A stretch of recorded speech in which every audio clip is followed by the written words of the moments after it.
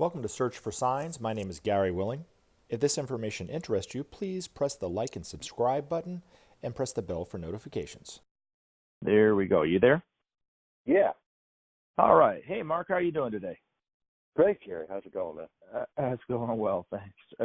So, what was it? Last month, I invited Merrill to come out and talk about transmission meditation on this YouTube channel.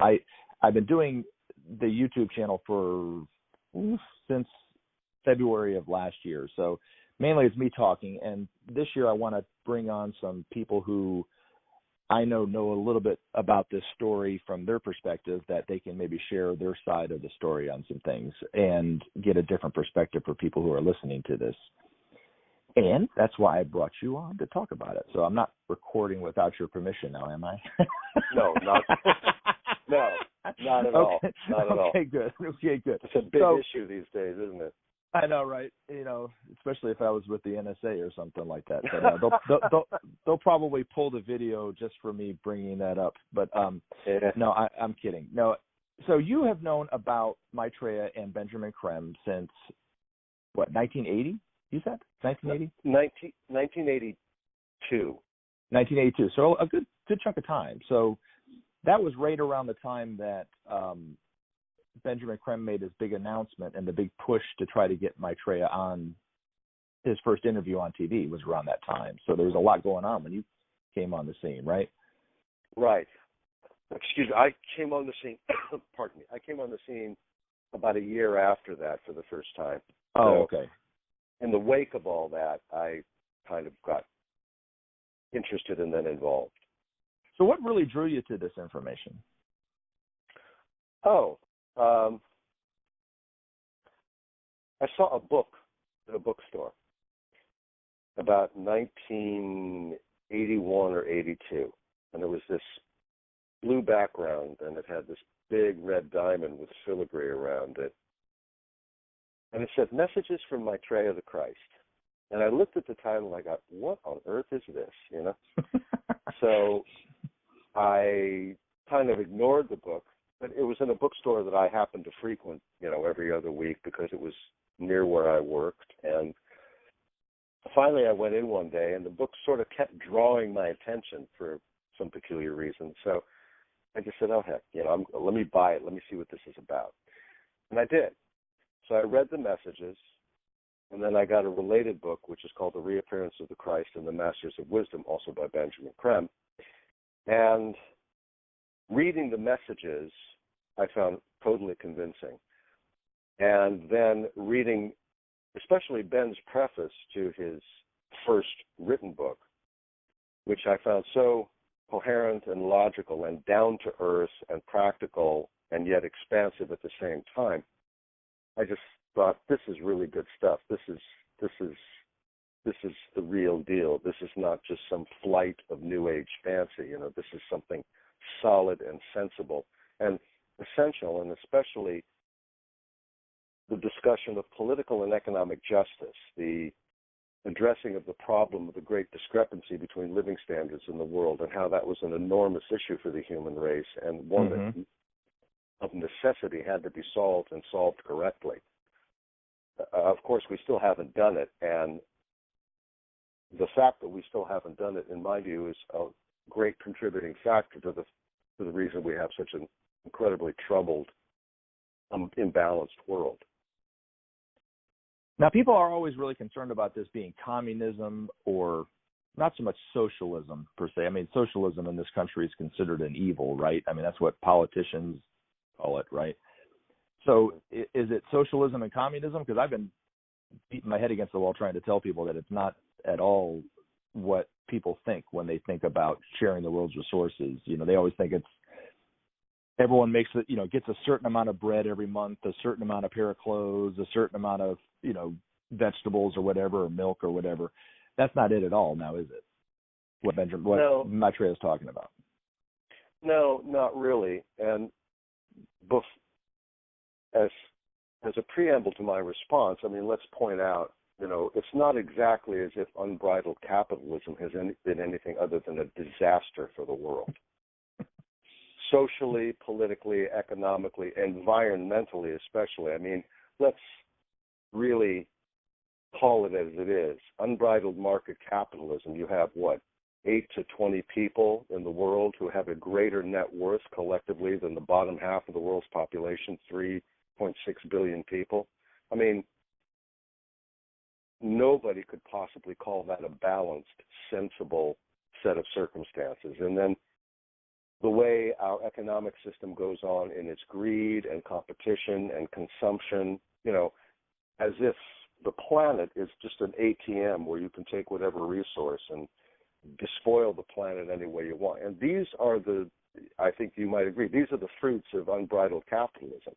So when people talk to me about, oh, that's socialist, oh, that's communist, I say, yeah, because capitalism has worked out just so well. And I suppose the facetiousness and the sarcasm in my tone conveys what I'm trying to say. The other thing in addressing your question, Gary, is that all these isms, you know, it doesn't really matter how you slice it, what kind of an ism you attach to it. It really isn't any of that. It's about common sense. It's about Maitreya's suggestion that humanity is one human family, which I strongly believe. I don't believe in the false divisions of religion or politics, although we have them. We have disagreeing points of view. But finally, if we look realistically at our planet and life on our planet today, you know, we live or die together, period. And we either sink, which we seem to be doing, or we're going to swim together. But it's not going to be, it's going to have to be one or the other. So what Maitreya is suggesting is not so much any of these isms, but it's consistent with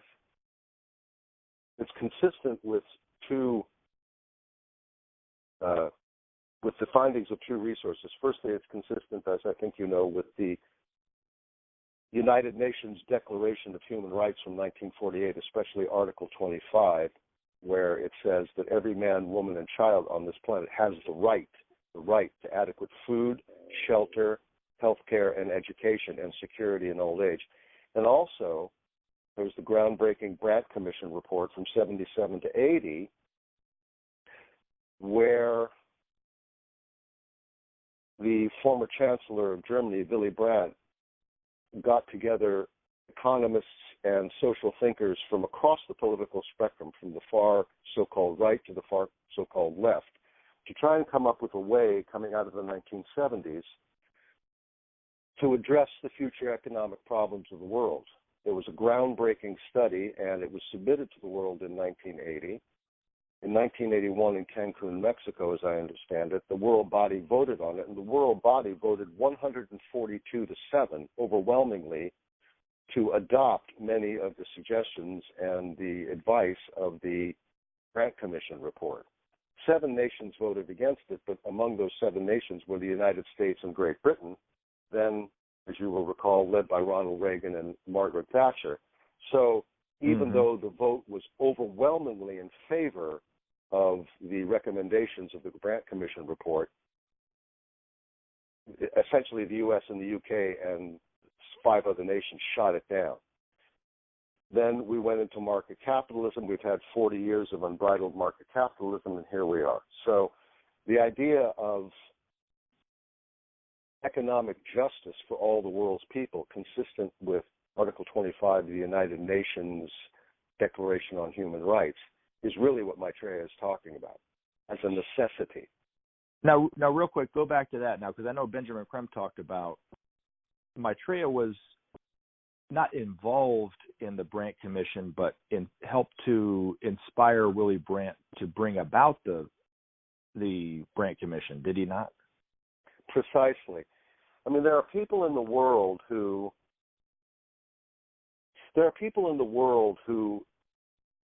have evolved to a point where they have a great deal to give to the world. And they're known as initiates or disciples, and we know their names: Lincoln, Beethoven, Mozart, Titian, El Greco, Rembrandt. And as I understand it, Willy Brandt, the great German politician, was one of those people. So indeed, as you say, Maitreya sort of inspired him to bring together this conclave of thinkers and economists and politicians to work out a blueprint for the future of the world so that there could be more economic and social parity between the North and the South, the developed nations and the developing nations. Mm-hmm. The recommendations of the Brandt Commission report were brilliant at the time, and were much the poorer, I think, that they were neglected.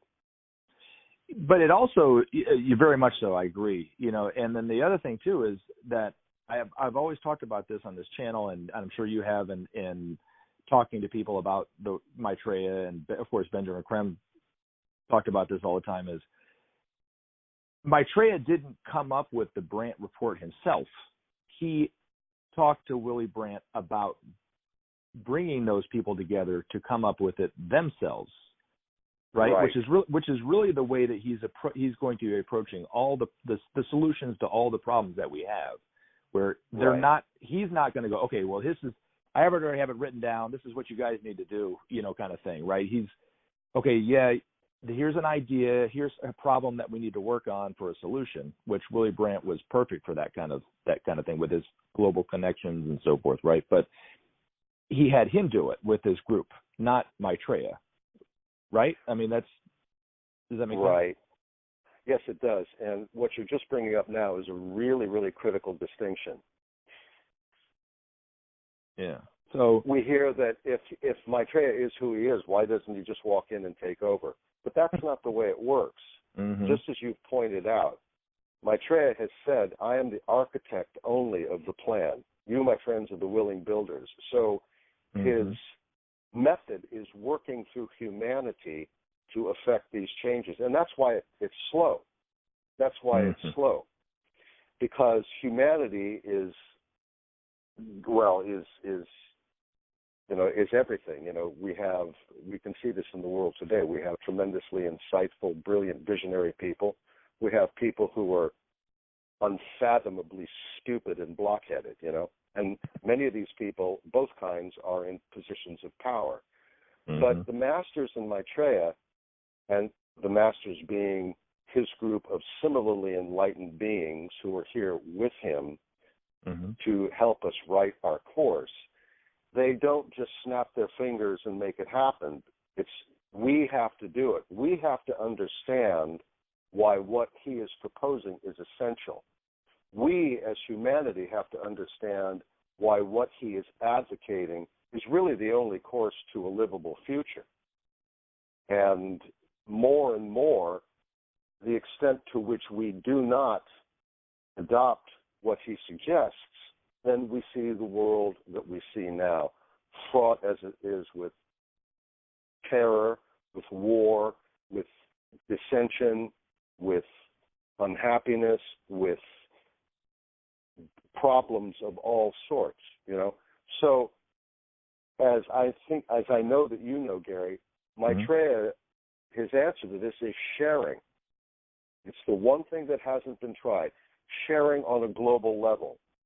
Just and equitable redistribution of the food and the resources of the world so that, for example, over 3 billion people don't have to live on $5 a day or less in a world where some people, especially in the high end of the living standards of the Western world, people are wealthy beyond imagination. Maitreya says that this imbalance is so fraught with tension and in danger, it could easily bring about a third world war, and it could bring about the end of all life on this planet. All right. So recently, we have seen this saber rattling between the United States and Iran. And in my view, the extremely ill-advised actions of the Trump administration have just escalated that tension to a much higher degree, totally unnecessarily. And now the entire world is looking at this situation saying, wow, okay, what are we going to do here? And this situation is a symptom of, in a way, it's a symptom of the injustice and the economic and political disparity in the world, right? I mean, where you have the old powers who are tremendously powerful in a military and economic political sense, like the United States. And Iran, too, is a very powerful country. But, instead of addressing diplomatically these issues and seeking to find a solution that will work for the people, the American people, the Iranian people, and the people of the world, you have this senseless escalation of tension, which is stupid and serves nobody except, sadly enough, for a very privileged few. Mm-hmm. Ain't that the truth? Maitreya, but Maitreya, he undoubtedly is working to decrease this tension and to encourage level heads on all sides to come to some sensible agreement. But this is just a symptom of the kind of tension that we have in the world. And until we address these problems at a causal level by sharing and real economic and political justice, these problems will continue to rise. One issue after another will continue to come to the fore, I think. And like you said not too long ago, right? And talking about what Maitreya said, any one of those little whatevers could turn out to be the one that ends life on the planet. And that's the danger in it, right? That's the peril, with these with wars like this. I thought about this. I've never said it aloud, but I'm sure Benjamin Creme is rolling over in his grave over this stuff, because it's just, he saw this. He saw the way that the United States was acting when he was alive, and really spoke out against, let's say the Bush administration, right? Mm-hmm. And the evils that they did in Iraq. I'm sure he would just be flipping out. I'm sure he'd be, I agree with you. I think that he'd be very dissatisfied and very, very annoyed by this because, history buffs, and we all are to some degree, will recall what finally kicked off World War I, which is a monumental debacle. It was the assassination of Archduke Wilhelm, or it was the assassination of the German or Bavarian leader at the time, which kicked off a series of events which led to World War I. And World War I, because it was improperly resolved, eventually led to World War II. So, bearing that in mind, repeating those stupid mistakes, as we recently had this week with the assassination of this high-ranking Iranian general. Soleimani? And it really isn't yes. It really isn't about who's right and who's wrong. It's about not escalating, although I have very strong feelings about who's right and who's wrong, but I'm not going to get into that. But it's about not stupidly escalating tensions to the point where they reach a boiling point. So then what are we going to do, And Exactly. It doesn't seem that everybody in our administration understands that.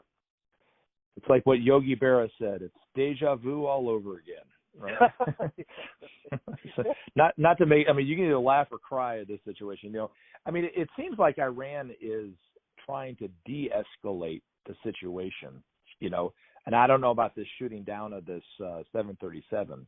But even with what was it? Was it the Bismarck that was shot down before World War I? Too. The boat, the Lusitania was sunk or something like that. Yeah. So I'll have to go back and look at it. But you brought up some interesting points about it. The parallels between what's going on now and what happened in World War I are pretty scary, and how you think about it, So we do, it does take, us sharing the resources so these things don't happen. It sounds kind of like, I always think when I talk to people, it sounds kind of pie in the sky, but it really is a practical thing that Maitreya is talking about. Now we're kind of getting short on time here, but I do want you to talk more about maybe in another video about what you see and how you see the sharing of the world's resources coming about, if you don't mind coming back and talking about it. But you've brought up some really interesting points, Marc. I really thank you for your insights on these things. And I look forward to continuing your interview at another, really soon. But do you have anything else to add about that before we pop off the phone call? Or Yeah. Firstly, thanks a lot, Gary. I mean, it's been a pleasure speaking with you, and Likewise. it's nice to just kick it back and forth like this. I think the one thing that I want to mention is that Iran has admitted that it was a tragic mistake shooting down that airliner. But if you stop and think about the fact that because of our actions, Iran is in this defensive posture. You know, we took out one of their top-ranking officials, and so they're in this defensive posture, and it's conceivable, and this is what they're claiming, that because they were in this defensive posture, this mistake came about, and they have admitted it, and they have admitted that it's a tragic mistake, okay? But this is what we were talking about escalating tension, you know? When you begin to escalate tension, then it's a pretext for all hell to break loose, and this is what is so dangerous and difficult about the world situation I see now. You know, it's entirely possible that had there been no aggressive action by the Western powers against Iran, Iran's missile defense system would not have been, they would not have been on high alert. Perhaps this Ukrainian jet would have passed untouched, you know. So, you know, there are connections between all of these things, and it's just, in my view, you know, anytime you continue to ramp up tension like this, it's just the possibilities are dangerous. Anyway. Well, thank you so much, Marc. Thank you so much, and we'll talk to you soon. All right, Gary. Have a great day. Talk to you later. You too. Remember to take action and help SOP save our planet. Thanks for listening, and we look forward to talking to you again in future videos.